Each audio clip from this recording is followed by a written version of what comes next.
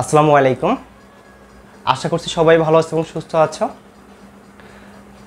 আমরা এই পর্বে এসএসসি যারা 2025 সালে পরীক্ষা দিবা তাদের স্থানাঙ্ক জ্যামিতির আমি তৃতীয় পর্ব শুরু করব। এর আগের পর্বে বা আগের দুই পর্বে আমি প্রথমে মানে দ্রুত ঋণের সূত্রগুলো আলোচনা করেছিলাম মোটামুটি, তারপরে কয়েকটা ম্যাথ করেছিলাম।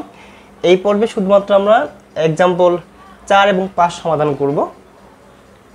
তো আগের পর্বগুলো যারা দেখেছো বা দেখে থাকবা তাদের জন্য এটা আরও ইজি হবে।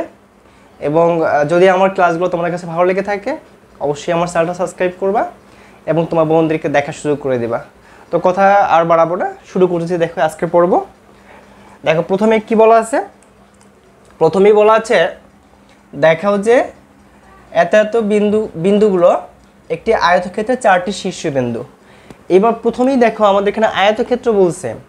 আয়তক্ষেত্র আমাদের দেখাইতে বলছে যে এই বিন্দুগুলো একটা চতুর্ভুজের বা একটা আয়তক্ষেত্রের 4টা শীর্ষবিন্দু। এখন আয়তক্ষেত্র আসলে তাহলে আমাদের প্রথমেই জানতে হবে আয়তক্ষেত্রের বৈশিষ্ট্যগুলো কি কি। আসলে আয়তক্ষেত্রের বৈশিষ্ট্য কি জানো?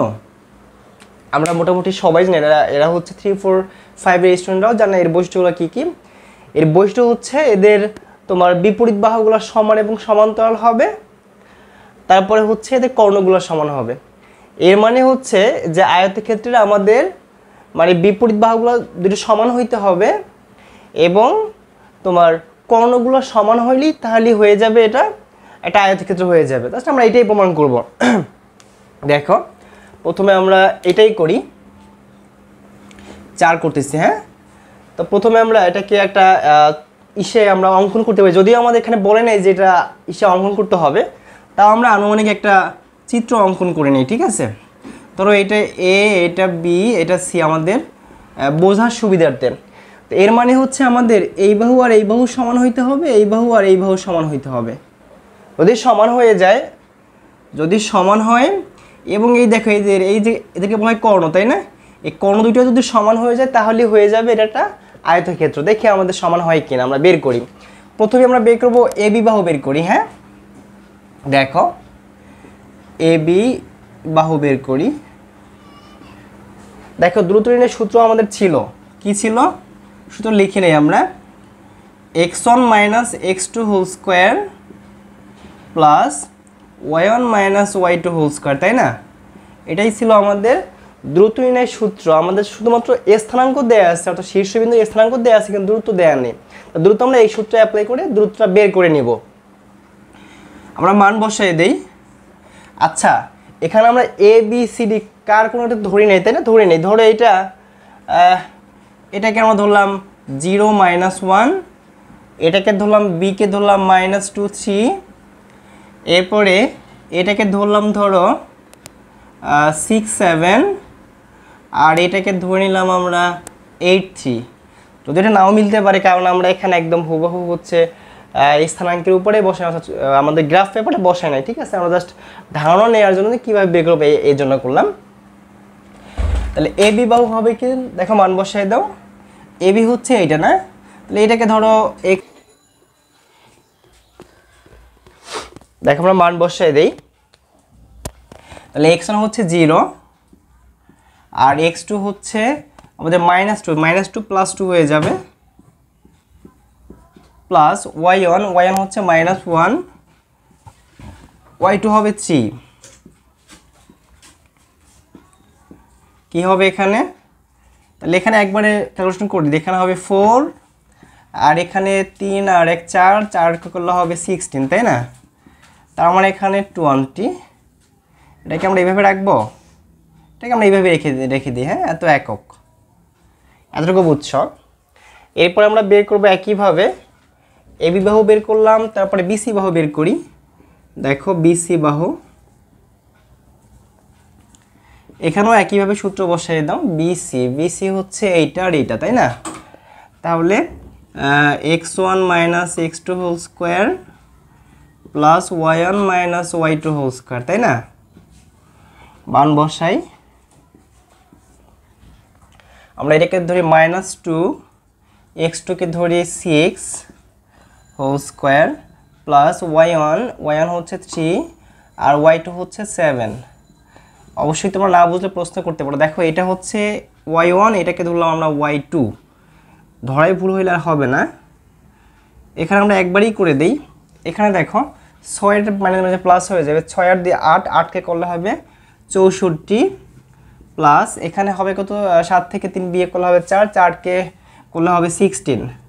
তার মানে এখানে আসতেছে কত, এখানে আসতেছে যোগ করলে হবে 0 থেকে 80, তাই না, এত একক।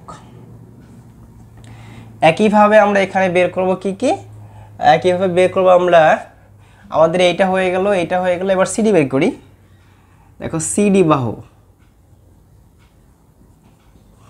Root over x1 minus x2 whole square y1 minus y2 whole square. যদিও বারবারই সূত্র লিখতে হয় না, আমি তোমাদের বোঝার সুবিধার্থে লিখে দিচ্ছি। কি হবে সিডি, তাই না, এটাকে আমরা x1 ধরি, এটাকে x2 ধরি, তাহলে 6 মাইনাস 8 হোল স্কোয়ার, এটাকে y1, এটাকে y2 ধরি, 7 মাইনাস 3 হোল স্কোয়ার। তো এখানে আসতেছে কত বলো, এখানে আসতেছে আমাদের এখানে বিয়োগ করলে 2 আসবে, 2কে করলে হবে 4, এখানে বিয়োগ করলে 4 আসবে, 4কে করলে হবে 16। তার মানে এখানে আসতেছে রুট ওভার 20, তাই না, এত একক। একইভাবে আমরা বের করবো কোনটা, এরপরে বের করবো হচ্ছে দেখো এডি, এডি এডি বাহু, এডি কি হবে দেখো এডি,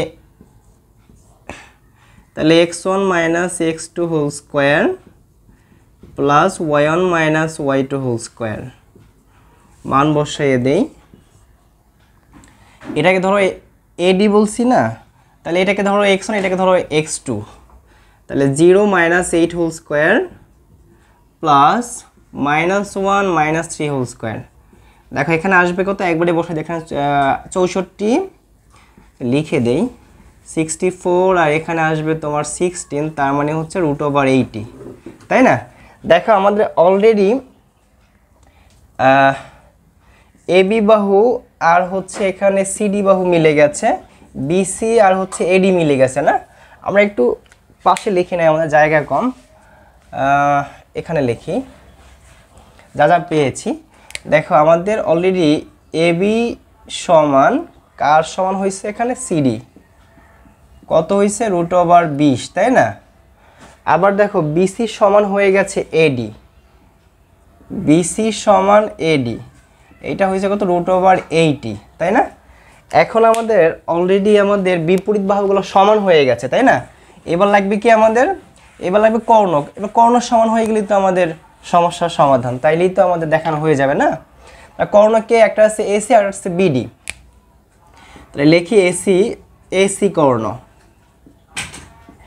রুট ওভার, এটাও একই সূত্র, x1 minus x2 whole square plus y1 minus y2 whole square. কি হবে, মান বসাই দেই।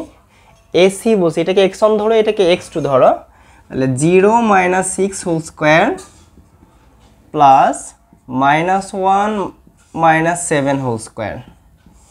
তো এখানে আসবে কত, এখানে আসবে 36, এখানে আসবে 8 আর 64, তার মানে হচ্ছে এখানে রুট ওভার 100, 100 করলে হবে 10, তাই না। একইভাবে আমরা আবার কোনটা বের করব, বিডি বের করব। তাহলে বিডি কর্ণ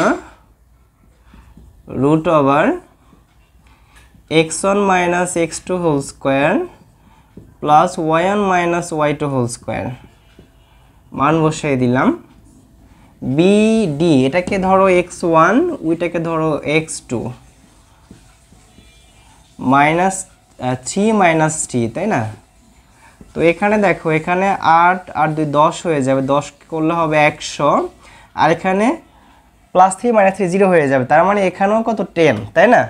এবার একটু খেয়াল করে দেখো যে আমাদের কর্ণগুলোও মিলে গেছে, তাই না, কর্ণ সমান হয়ে গেছে না। তা লিখতে পারি এসি কর্ণ ইকুয়াল হচ্ছে বিডি কর্ণ, এর মান পাইলাম 10।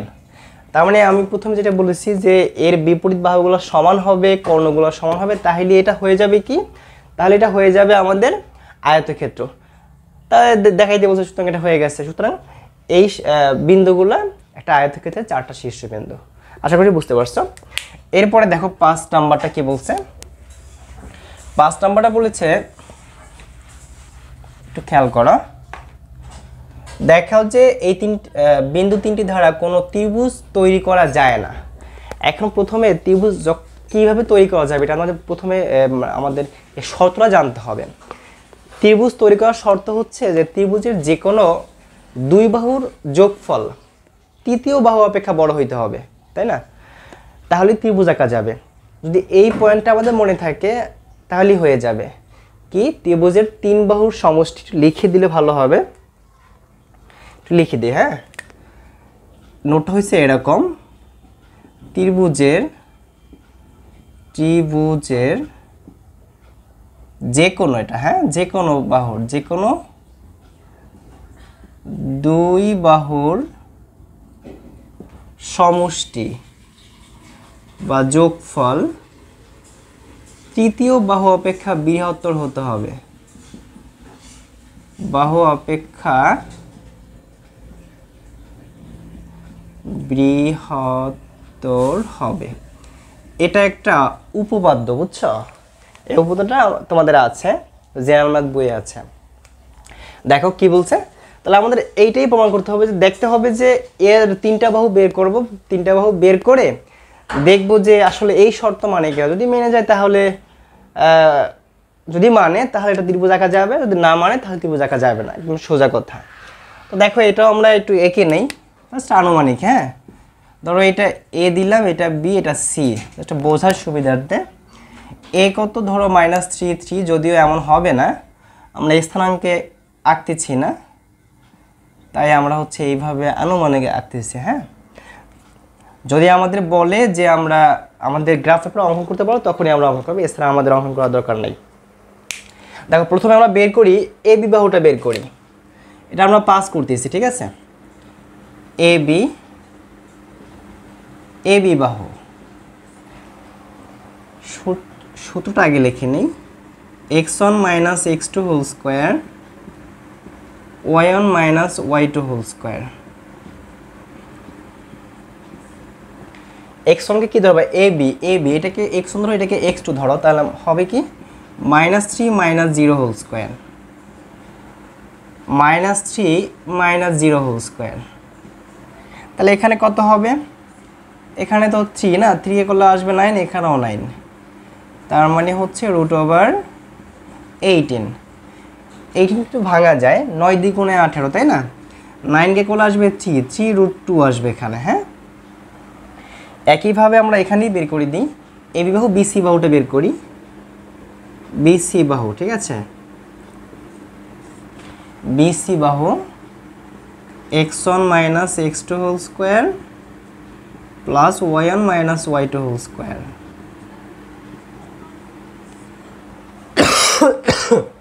দেখো x1, তাহলে বিসি বলছি এটা আর এটা না, তাহলে 0 - 3 হোল স্কোয়ার, 0 - 3 হোল স্কোয়ার।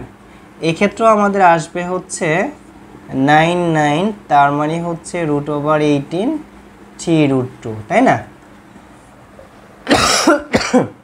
একইভাবে আমরা এসি বাহুটা বের করি, এসি বাহু √x1 - x2 whole square, y1 - y2 whole square.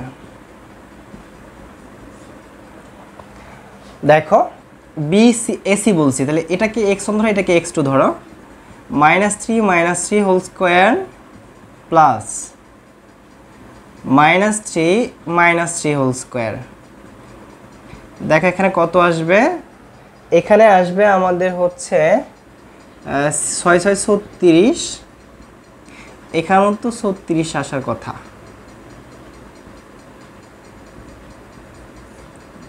কত আসবে এখানে, 12 হাতে থাকে 1, 72। আসলে কি আমাদের ইয়াটা হয়ে গেছে, দেখো তো একটু, -3 হ্যাঁ সবই তো ঠিক আছে। এসি বলছিলাম, x1 - x2 y1 - y2 ঠিকই আছে।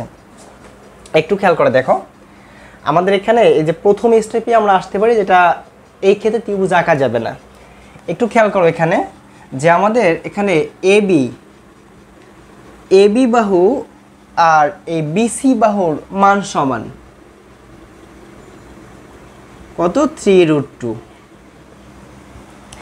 এখন এই ক্ষেত্রে প্রশ্ন আসতে পারে যে আমাদের দুই বাহু সমান হলে এটা সমদ্বিবাহু ত্রিভুজ হতে পারে, তাই না? একটু খেয়াল করে দেখো আমাদের শর্তটা কি ছিল, ত্রিভুজের যে কোনো দুই বাহুর সমষ্টি তৃতীয় বাহু অপেক্ষা বড় হবে। একটু খেয়াল করো, যদি আমরা এইটাকে অর্থাৎ এই যে এইটাকে আর এটাকে যোগ করি তাহলে কত আসবে? আসবে কত, 6√2 আসবে, তাই না? কত আসবে? 6√2। এখন এটা অবশ্যই এটা থেকে বড় না, এটা থেকে ছোট, তাই না? 72 থেকে ছোট না। এটা কি হইল? আমাদের শর্ত ছিল ত্রিভুজের যে কোনো দুই বাহুর সমষ্টি তৃতীয় বাহু অপেক্ষা বড় হইতে হবে, কিন্তু আমরা দেখতে পাচ্ছি যে এই বাহু আর এই বাহুর যোগফল এই বাহু অপেক্ষা ছোট হইতে হবে, কি বড় হইতে হবে। সুতরাং আমরা বলতে পারি যে এই বিন্দুগুলো দ্বারা কোনো ত্রিভুজ গ্রহণ করা যায় না। আশা করছি এতটুকুও বুঝতে পারছো। আজকে পর্ব এই পর্যন্তই থাকবে। যদি আমার ক্লাসগুলো তোমাদের কাছে ভালো লেগে থাকে, তোমাদের পছন্দ হয়ে থাকে, যদি তোমরা উপকৃত হয়ে থাকো, অবশ্যই তোমাদের কাছে আমার অনুরোধ থাকবে আমার চ্যানেলটা সাবস্ক্রাইব করে পাশে থাকবা, এবং সবার আগে ভিডিওগুলো পেতে অবশ্যই বেল আইকন বাজিয়ে রাখবা। তো পরবর্তী পর্ব দেখার আমন্ত্রণ জানিয়ে এই পর্ব এখানেই শেষ করছি। এতক্ষণ সবাই সুস্থ থাকো, ভালো থাকো। আসসালামু আলাইকুম।